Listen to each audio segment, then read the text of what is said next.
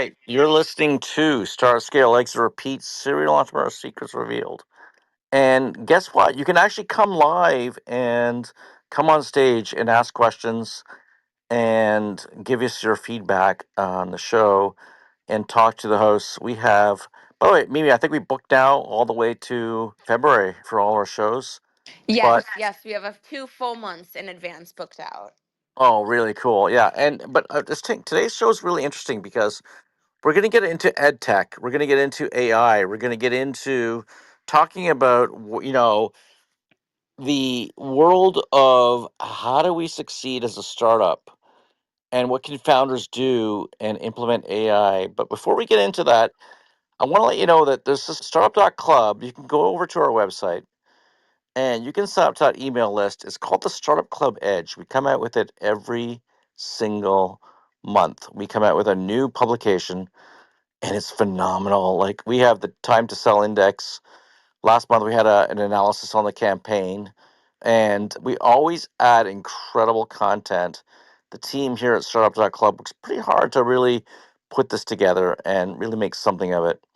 If you're launching a business, you're a founder, just go over to Startup.club, sign up to the email list, and you will enjoy the Startup Club Edge. Today, I'm so excited that we have the tech. We're talking about tech AI with Jose Moreno. And I know Jose, you're pretty new to startup to the clubhouse actually, but and startup club, but very excited because I think that you've got a lot you can share with us founders. And this is a challenging time for founders, but I really want to hear from you and just get a sense from you, like what are your thoughts on this whole new world that we live in now? Yeah, definitely new to both. So thank you for having me on. My background has been working in big tech for the last 15 years or so. So about 5.5 years at Microsoft and then 9.5 years at Netflix, most recently. But as soon as I saw ChatGPT launch with GPT 3.5, I Wasn't that saw incredible? Was it that an was, incredible moment in history? And it just considering you like work with these blew big my mind. platforms, it was so amazing. It really just blew my mind immediately. I saw value being provided that has never been done before.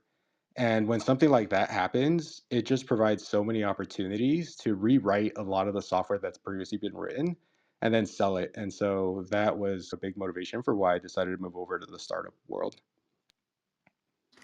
It's quite different because you're going from this big company environment, working for Netflix, and it's different. So here, my daughter, she's got her master's in a management, and she's working for a big corporation, a $20 billion corporation. I'm like, I don't know if she can enjoy it. Would you like it? Would you hate about it? First of all, before we jump into the startup world. Yeah, I really loved Netflix. I think that they do things really well. There was a lot of empowerment of the boots on the ground having the capability to make some significant changes and impact the way that company move forward. And just being part of something so big is pretty rewarding. I definitely wasn't like hating my life when I was working at Netflix, but moving over to startup, it's so different. You have to be on top of 100 different things every single day as the founder and the person that's bootstrapping the company right now. There's also a lot of uncertainty and like mental mind games that you have to fight off like every other day. I heard this term this year that I absolutely fell in love with, which is you have to be irrationally optimistic. If you don't believe in your own product, if you don't believe in what you're doing, nobody else is going to. So, like any sort of doubt that pops into your mind, you really have to evaluate it. Be honest with yourself. Is this really something that can become something? And if it is, then you just have to believe that it's going to work out and keep pushing forward. Like irrationally optimistic, right? It's That's a whole Yeah. different level. It's yeah, we're idiots. That's what we do. Yeah, We're exactly. entrepreneurs, right? Like, that's what we do. We're entrepreneurs, right? Michelle Van Tilburg is our co-host. She's just joined us Oh, right now. I heard something else actually this week that made me think of it when you were talking, Jose. I heard nauseously optimistic. And I'm Nauseously. like, yes, I'm making these decisions. I literally feel sick. I'm so worried. I think it's right around that vein. I'm just going to say. Yeah, I could see the nauseously nauseously optimistic part of it. I think that can sound like it could come off annoying to other people, But irrationally, it's more, oh, okay, I believe something that nobody else around me believes. Nobody else previously tried. And so you're really the only one that's pushing that vision forward. Exactly. So why don't you kick it off? You've had this experience working in these big corporations and then working in a startup world. Why don't you kick it off with just giving us a little bit about your past? So I started off at Microsoft, and I got really lucky that right out of college, I went to Harvey Mudd College. I guess I should start there. Graduated from there. And when I started at Microsoft, I started working for So the where'd you Windows graduate 5 from? division. Harvey Mudd College, Harvey Mudd one of the College. Claremont colleges. Harvey Mudd. That Yes, okay. amazing guy. Yes, of course.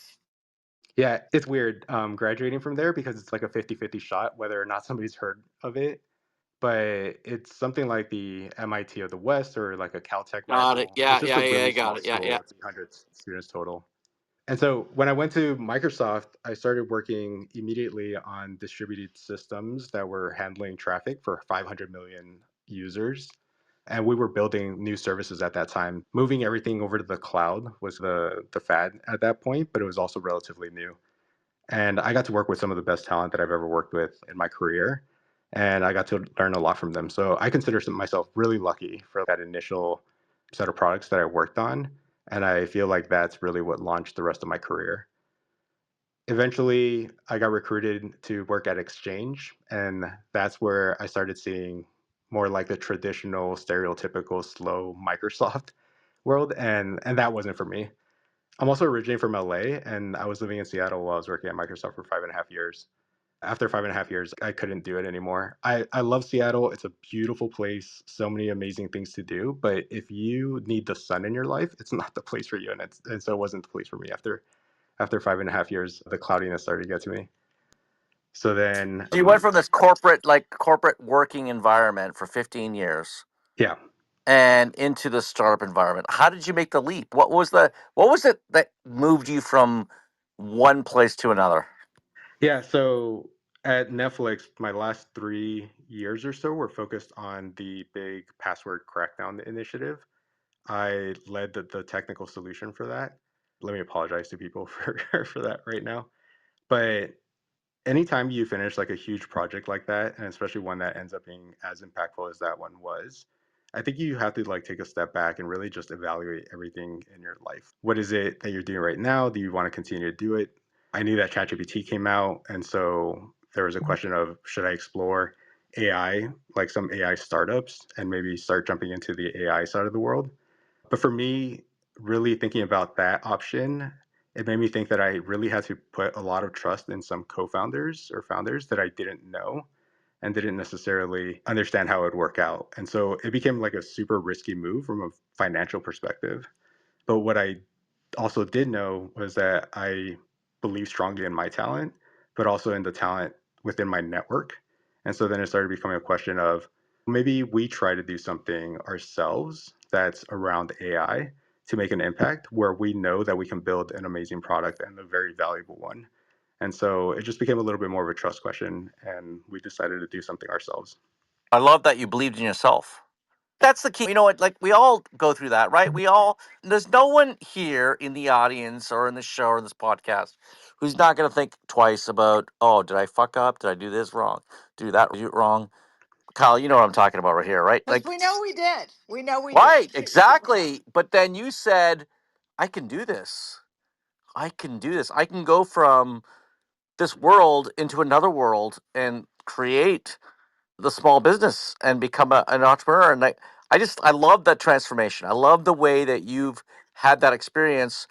And also, I'm quite selfish here. My daughter is doing it right now. She's working for a very large telecom. So I'm like hoping she can follow in your path because you can get a lot of experience working for these big companies. You can make a decent amount of money, of course. By the way, the money is a drug, right? Isn't it? It Wasn't the is, money a yeah. drug? Like it's like literally take the red pill or the blue pill. What do you want to take? Step in the matrix or step out I of the call matrix? it slow down. I What? don't know that everybody gets the reference. All right, I'm This just is saying. the He knows. Matrix. You Jose made knows what a I'm talking about. wink. Yeah, Yeah, but we got the a lot of Matrix isn't young that old, is people it? here. Oh, Yeah. now I do feel. Yeah, it's like which path are we going down? Are we going to follow the rabbit, the red pill, the blue No, pill? but it's Like, hard though, Michelle. You did the it same is thing. so. You were in corporate America, Michelle, for Yes, I 25 years, was. and you stepped out and became an entrepreneur. It's not easy. It's not No, it's not easy. easy. We had a term within Netflix. We called it the golden handcuffs Yeah, because Netflix tried to pay people at the 90th percentile of what you would get in the market. They paid people what they deserved was a big focus of theirs, and that allowed them to keep like really strong talent.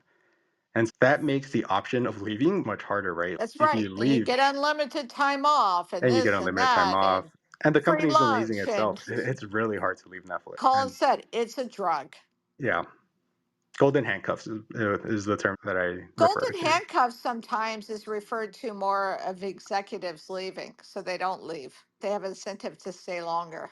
Yeah, I'm just saying. Yeah. Anyways, got some music I don't there in the know. background. I don't know what Uh, that was. Let's keep going down the journey. So you're in Netflix, you're in Microsoft, you decide to start your business. Tell us a little bit more about that. yeah, so then the next question became, so I knew that AI was going to have an impact on software. There's an ability to rewrite a lot of existing software, which just provides an opportunity. Then the question just became, okay, what software are you going to work on?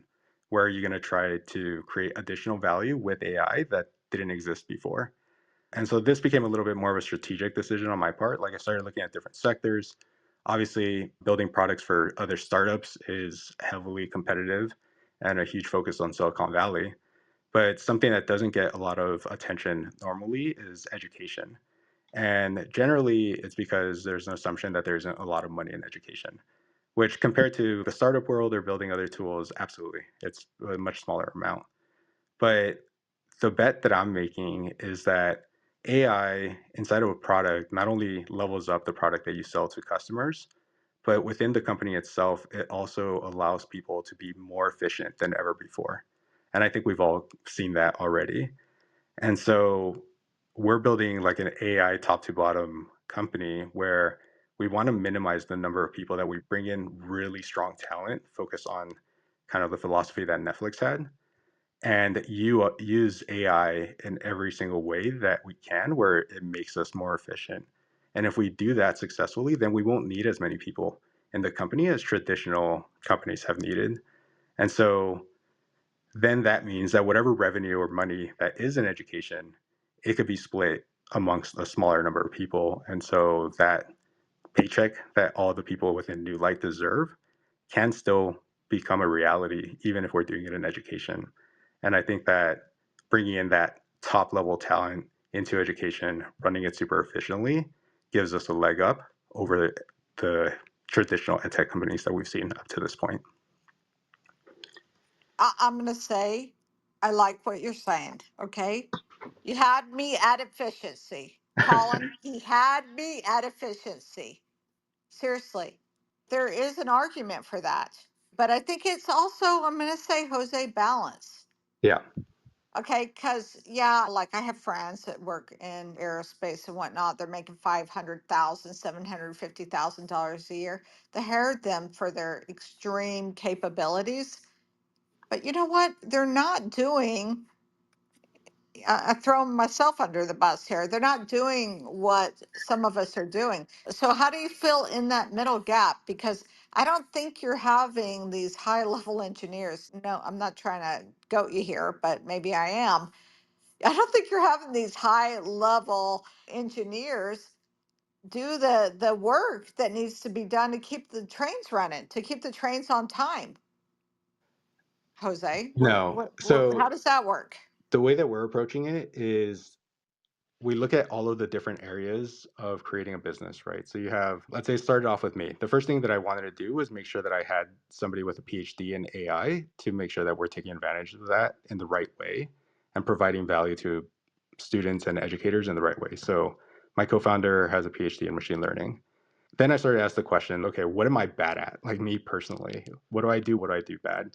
I'm a backend engineer. I'm not a front end engineer. So the next thing was, okay, let's go get a front end engineer, a top of the line front end engineer. So Then, UX and design. Yeah, yeah, okay. so we were thinking, okay, we'll take care of UX and design initially. And we did, and we got it off the ground. But there's a certain level missing between what Netflix can do and what we could do. And so eventually I decided, yeah, actually, you know what? We need an expert UX person. So we brought in an expert UX person. And then sales and marketing became like the weakness within the company. And so we brought in some really top talent for both of those. And now what we have is like people that are experts in their area that can do what they need to do, and we give them like as much autonomy as anybody else. Basically, everybody's really bought into the company. They're significantly invested in it, and everybody knows how to do their job.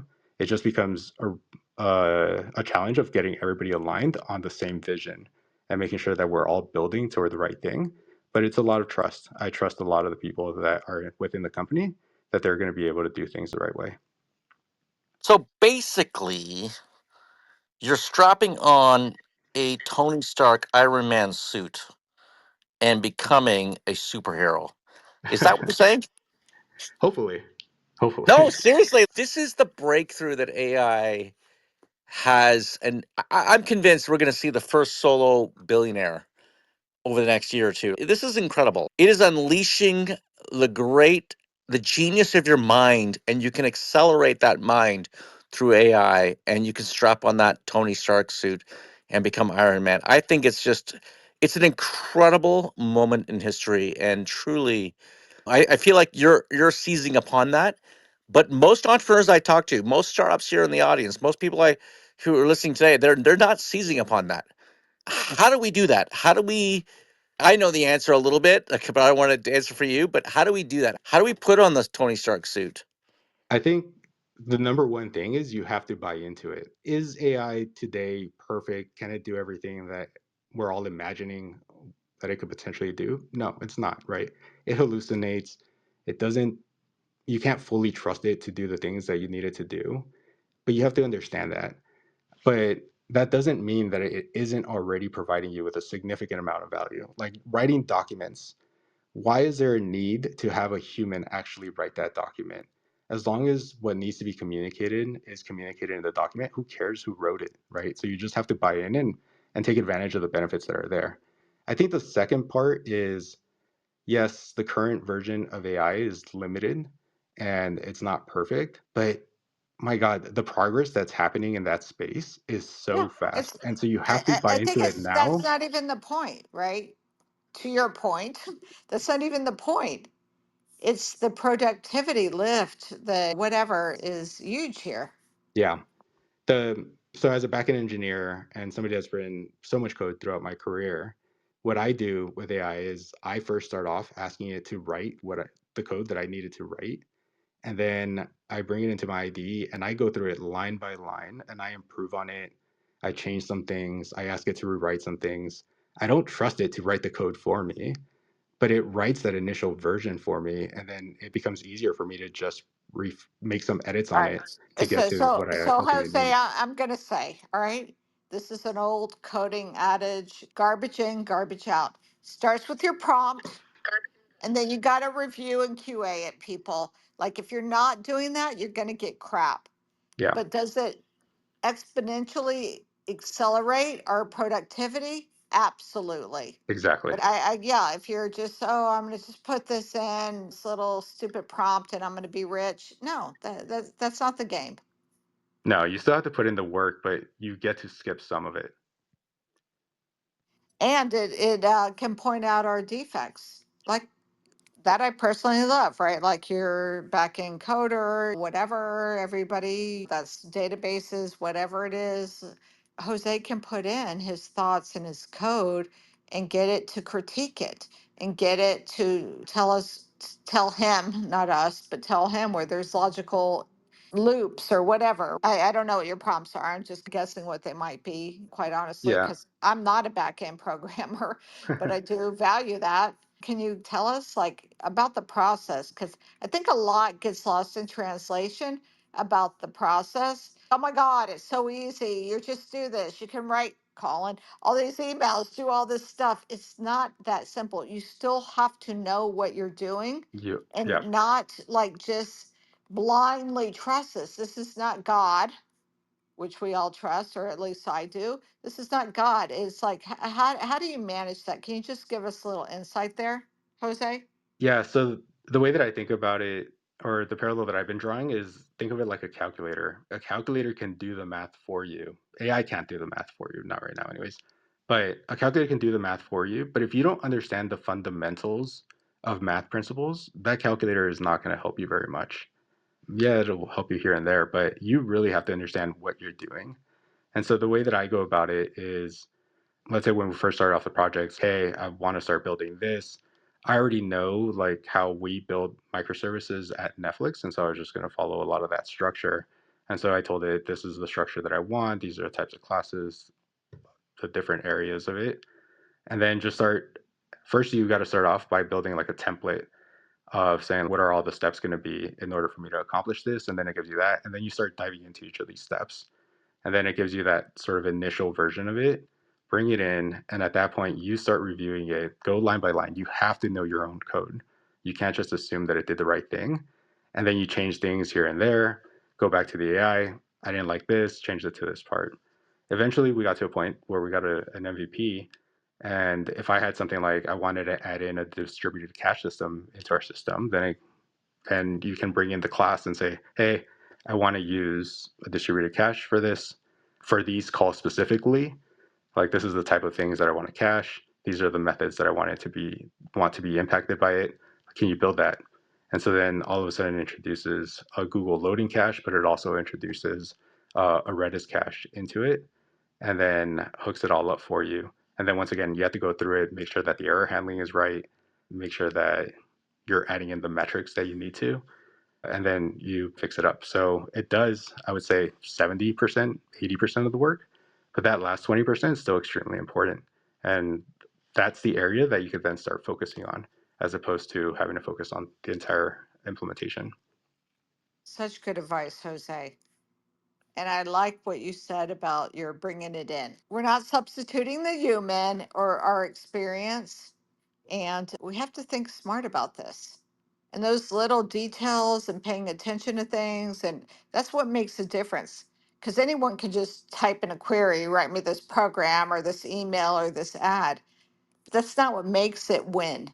Yeah. So, Jose, you look very young to have all this. I'm just, yeah, wondering. So, how are you taking your business to the next level? Because, oh my gosh, like everyone, not trying to insult or anything like this, everyone's trying to do these things. And, like, how are you going to really make this work? And I know it's not AI in itself. Like, how are you, the person, Jose, going to make this work?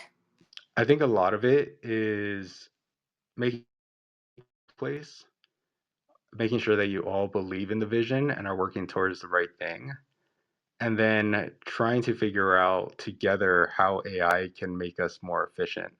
And it becomes more of like a team brainstorming thing, like what areas can AI really actually help us. One of the my favorite suggestions by my UI engineer was to hook up an AI pull request code reviewer. So anytime we open up a pull request, automatically we have this AI thing go through the code, and it finds improvements that you can make. And I've seen suggestions from that thing that, as somebody that's been in the industry for 15 years, would not have thought of. And so it even makes you better in areas that you might not have been as good. So it's like it's trial and error. It's really figuring out where you can introduce it. But in order to make the company actually successful, I would say the biggest thing that I've seen so far, and the reason why I'm irrationally optimistic, is that you have to understand if you're building something that actually solves a problem for someone and they want that problem to be solved. And so for us, there's always a focus on improving student grades, right? Getting grades up, getting attendance, getting graduation rates up. What I ended up finding out was that there's a framework that schools have been trying to put in for the last 20 years or so called the multi-tiered systems of support framework, which is data driven and has shown to benefit students in those areas when it's done well. But what I also saw was that a lot of schools and districts were having trouble doing it well. And it was because they didn't really understand the framework. The framework is pretty theoretical in nature. And that's where our idea for IntelliTier, which was our first product, came in. I was like, oh, okay, we can build a platform that's able to centralize the data needed to make the analysis and make decisions on the type of student support to provide. But not only that, we can then bring in AI that understands that MTSS framework, combine that with the data that we're collecting, and make the most personalized student support recommendations in existence. And once we started talking about that possibility, then a lot of educators started getting excited. And then I knew that we were onto something. All right, that's really cool. I never heard that. And I have several people in my family that have PhDs in education.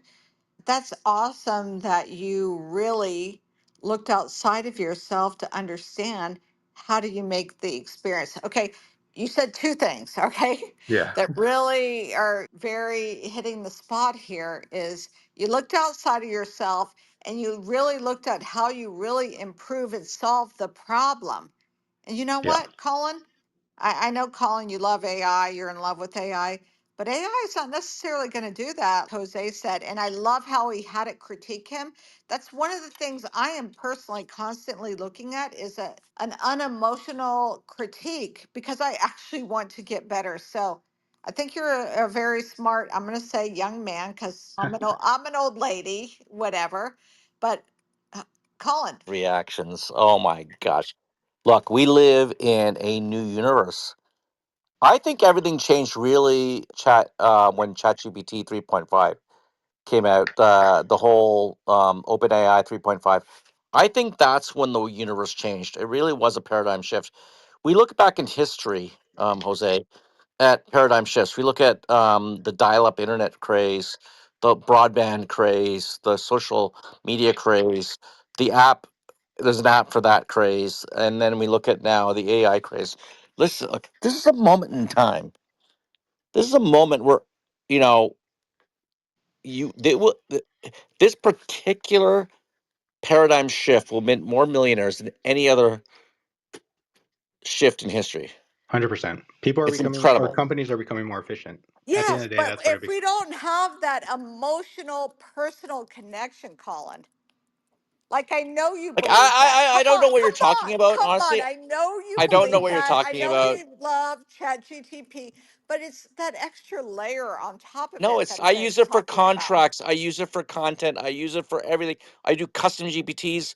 It produces podcasts now. When we do our Startup Club Edge, we have a podcast. Google has one called LM Notebook LM Deep Dive. Like it's unbelievable how you can be a single entrepreneur and you can use AI to change the trajectory. You can All use right, it to I create want to wealth. hear from Shadows because I'm just trying to say the human element. I'm arguing for the human element here, Shadows.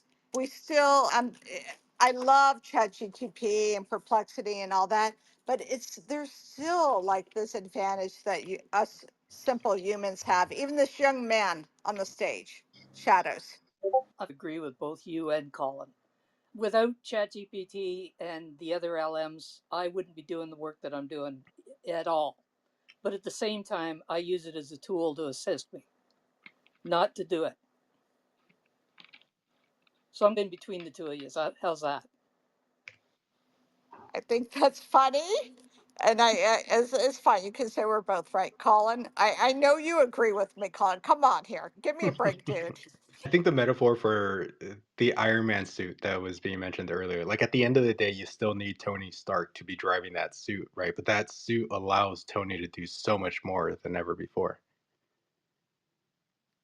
Yeah, yeah, that's All reality. right, that's a I good can't believe no, metaphor. Michelle. I can't believe what I've been able to do over the last year. I'm not arguing with you, but Okay, I'm I'm telling you, just saying. but I strapped on the AI suit. And if you're in the audience, you're listening to this podcast, like if you are not paying for ChatGPT, you're not going on Perplexity, you're not doing the Google stuff. Like you got to sign up to this stuff. You got to go full in, all in, and just jump in because I'm telling you, it is a game changer. I love the custom GPTs, Jose. I put every contract into a custom GPT. I've done custom GPTs for the book, Star Scale, Exit, Repeat. We've done a workbook where we have QR codes and domain names for learning about customer company values or personality profiles, those kind of things. And you know what? You don't need to be a genius. That's the funny thing. Like Tony Stark's a genius, but yet I'm not. But I definitely strapped on the Tony Stark Iron Man All suit. right, you and your strap-ons, okay. All right, listen, I Jose. This is brilliant what you're doing, and I personally love everything that you're saying. We're here on Start, Skill, Exit, Repeat, right from the Startup Club. So, how are you going to make your company financially successful? Because I'm guessing you're not doing this from an altruistic point of view. How are you going to actually take it to the next level? That's where people are really struggling right now with AI. How are you going to do it, Jose? So I think one of the biggest ways that I keep saying that we're differentiating ourselves is that we're not just looking at AI as some chatbot that you add on top of a product that already exists that can answer some questions like basically a new customer support experience.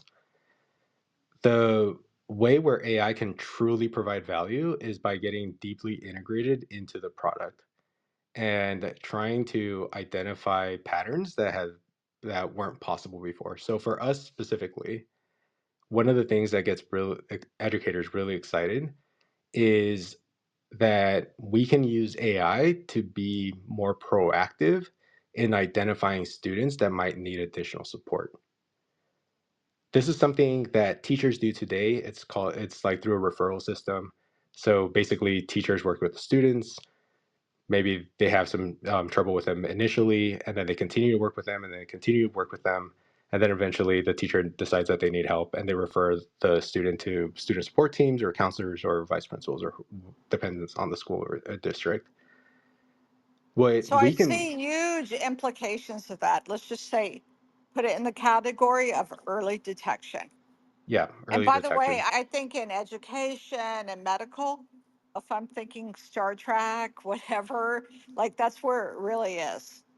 Okay. But that's a long run play, Jose. How are you actually, not trying to put you on the spot here, but we're on here on Start, Skill, Exit, Yeah, Repeat. But how do you get there? We want you to be successful. We love your vision. Like, how are you going to pay the salaries? How are you going to advance your company? How are you going to do that monetarily? monetarily, luckily, I've also been a bit of an investor and a heavy investor in Netflix over the last 10 years. So I have some runway to invest in this company and make sure that we have some path to give this a real shot and see if we can turn this into a real thing. At this point, So, though, so we're about a year yeah, in. okay. For this school year, we brought in some districts and we allowed them to try it out for this year for free in order for us Mhm. to get feedback and make sure that what we're building is actually useful for them. Now Right, we're at a that's point awesome. where we're comfortable and seeing excitement from our customers in terms of them saying, oh, great, now we're getting intervention strategies that we've never even thought about before. And the recommendations that are being made by the AI truly are relevant to these students. Perfect. That's what we're aiming for. We got something. So now we're moving over to the world of charging, talking to additional schools and districts, telling them about the feedback that we're getting from existing customers. We also launched a free product so some teachers can try it out. What our free product doesn't allow is for collaboration within the school. So it's basically one user, one school. And then our paid product is allowing for multiple users to be part of the same school so that they can all collaborate on the same data. And our approach now is bringing on people that are committed to pay for the 25-26 academic school year. We've kept the company small. We've kept our expenses relatively low. And so we're trying to get to the point where we can break even. And at that point, we focus on growing more and more from there and bringing on more customers. I love it. Great approach. So here's another question. Just as we say, eating your own dog food, you said you thought the evolution of these applications is actually embedding deep in other people's software. Is that something that you're going about? And just like, how is that working for you from a process point of view, a business development point of view? So it's deep in our software. I'm sorry, I thought you Maybe I said, misunderstood the yeah, I question. thought you said a good way for AI companies to grow was to embed into other existing processes or software. Maybe I misunderstood you. It's looking at the current solutions that are out there. So there's a lot of software that's been written without AI, and then figuring out how can AI potentially help solve those problems in a better way than ever before. Let me give you an example. So Google Drive, right? You have all your docs on there. Once you're in a huge company, it's almost impossible to organize all of that information. Oh It's my really gosh, hard that's to so find true. So information that true. you want. Yes. But so something that AI can do is it can understand all of the information that's in those documents. And so instead of you trying to find those documents, you can ask the AI component to give you the answers that you're looking for. And then hopefully, in best case scenario, it can also provide a link to the source so that you can actually then go to the document and actually make sure that it's there. So that is a reimagination of Google Drive, right? And I do think that they're working on something like that. But I just think that so many existing solutions like that can be reworked in a way where AI just makes it easier to use, allows you to get the information that you need, and then just go about your day and move forward.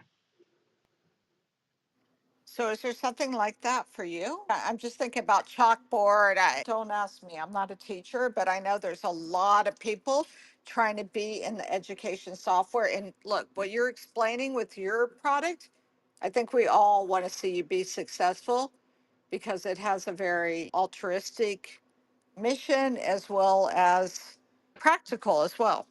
Yeah, so we're focusing on the administrator side of the world. I think we've all heard how awful edtech software is in its current state. That's perfect. I feel like with the skill set that we have, we can rewrite that in a better way without AI and still be competitive in this space. But then the next step becomes okay, cool. With everything that they're trying to do with that administrative side of the software, are there improvements that are available to make educators' lives even easier? They're so overworked. Like, how can we take off some of that load that they're dealing with so that they can get back and focus on the students, which is the most important thing? And so that will continue to be our focus on the question that we continue to ask. All right, you hit the nail on the head in so many different ways.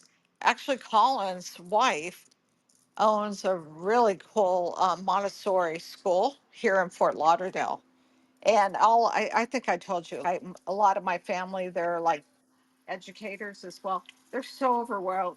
Their biggest frustration, you talked about problem solving, right? Is that they don't have enough time to just actually work individually and really help children because they're Exactly. so busy working with, excuse me, the bureaucratic bullshit, okay, that is the education system. We understand why it exists, at least I understand why it exists, so that there's not this lack of responsibility, let's just say, on the administration Yeah. part.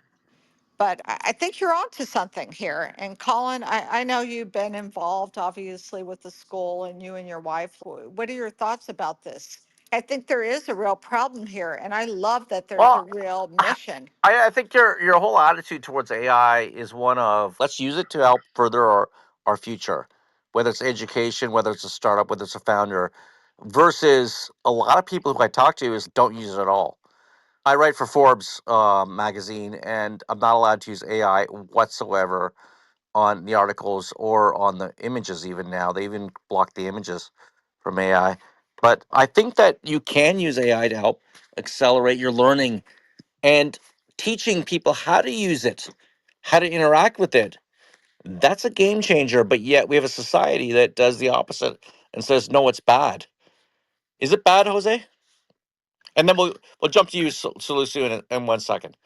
I think historically we've always had the early adopters and then the next set of the population that starts using it and then the next set, even with smartphones, right? The iPhone, not everybody purchased an iPhone the year that it came out. It started off with some people and then others started to see the advantage. I think it's going to be a similar thing with AI. When the space is completely swamped with early adopters, I think that's where there's the most potential to be able to make an impact and build something that can potentially take off. And so that's why we're trying to be early in the space. But it's going to take time to convince people that this is something that really is useful for them. The other thing is, I do have a question on whether or not like this chat interface is the best way for people to use it. Like it's easier for programmers where you can have a conversation, you understand what you're trying to get out of it. But for the majority of people, they look at this like empty canvas and they don't know how to start. And so what we're introducing into our system within the next couple of days is prompt suggestions, which we've seen in some of these solutions, but immediately starting off with some topics that they can try out with the assistant, and then as the conversation goes through, either direct them into try to figure out like what they're trying to do and then keep directing them that way to get the best output possible, or provide some like side ideas of a different path that they could take down. And so I think that continues to help. But eventually, my hope is that we can find ways where we can use this technology to do analysis and provide outputs and such, and just build it straight into the UI without even having to ask our users to write a chat like prompt to send to our AI. And that's where a little bit more of the proactive nature from our product is going to come in. Got it. Okay. So we have Salusu on the stage. I hope I pronounced that correctly. Salusu? We'd love Yes, to hear from you. yeah, you got that right. Thank you. Nice conversation, Jose. I hope I got your name right. I like your ideas and your view towards AI. This is a field that I'm in. At the moment, I'm a senior lecturer here in the UK, and my PhD is in machine learning. So it's something that I do on a daily basis, and I'm also leading funded research grants from the government to build AI solution for businesses. The current one I'm working on, which has much of my attention, is on building an automated AI tool that corrects data quality issues for the financial sector. So we have a company here in Nottingham that's going to be utilizing the solution. Hopefully that leads to more revenue and they pay back the grant to the government in form of taxes. With regards to what you're doing, Very cool. excellent work. I have a colleague that I share the same Making me office with. nervous. You're talking about getting the government more taxes, but go ahead. Yeah, that's the whole idea. The government wouldn't give you a grant without looking for a way to recoup the money back. It's the taxpayers' money. So I do have a colleague. He's working on similar ideas, although I think he's looking at it from the research perspective. And the idea is to free up the load of primary school teachers instead of spending time grading aces. If he could train custom models with curriculum for the school, previous backs and assessment, that would save the teachers a lot of time. And he's done a lot of work on that. Yeah, excellent work. Suggestion from my side is perhaps you might also want to consider integrating anomaly detection models if you're trying to provide support for students. If you want to make it more personalized, it should go beyond just analyzing their document, their assessment, and giving answers, but also towards extracting novel features that relates to the individual students. So are they behaving well? Is there some sort of outlier from their behavior or across peers? Is anything not going according to plan that should be looked into? And if you have access to their profiles, you can create separate clusters for students, group them together based on maybe preferences, based on performance, and you can be able to monitor individual students across the clusters or group of students and detect deviation and trends. And hopefully you can provide better personalized learning. Now, with regards to the chat interface, I registered on IntelliJ to try it a bit.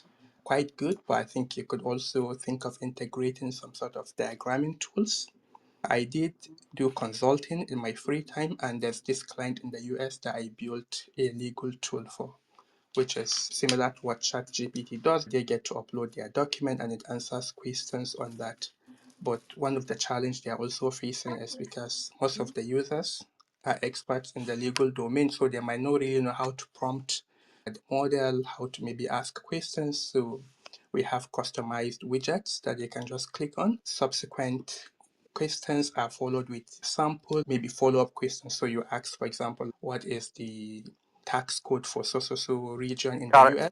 Yeah. Yeah. Yeah. So I mean, it's the idea of personalized learning, Jose.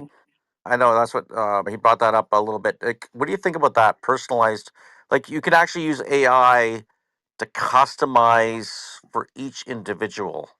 No, so everything that he said was pretty spot on, and he sees our vision and what we're working towards. So I agree with almost everything that he said. Try out our prompt suggestions in a week, which I think was the last thing that he was talking about. The so I think really one of the biggest benefits of AI in the current generation that so many more companies are going to be able to take advantage of is providing personalized experiences without needing to have a large data set to train the traditional machine learning models. If we think about Netflix and the title recommendations that they provide, The reason that they're able to provide such great recommendations, and I know some people will disagree with that statement, but that they are able to provide like the recommendations that are relevant to so many people is because they see a lot of play data from the almost, what are they at? Almost 300 million users that they have to try to find the different people that have similar behavior or watch styles and then just recommend the same titles that other people have watched with similar taste that they haven't watched yet. But that requires a lot of data in order to do that. What the current AI generation models do is they have been trained to basically have like general knowledge about so many different subjects. They're experts in some, yeah, you can't fully trust it, but that need to have a ton of data in order to actually build those models is not really needed anymore. Now, what you can do is bring in one of these GPT models that have been trained ahead of time, and you can provide it with a smaller amount of data.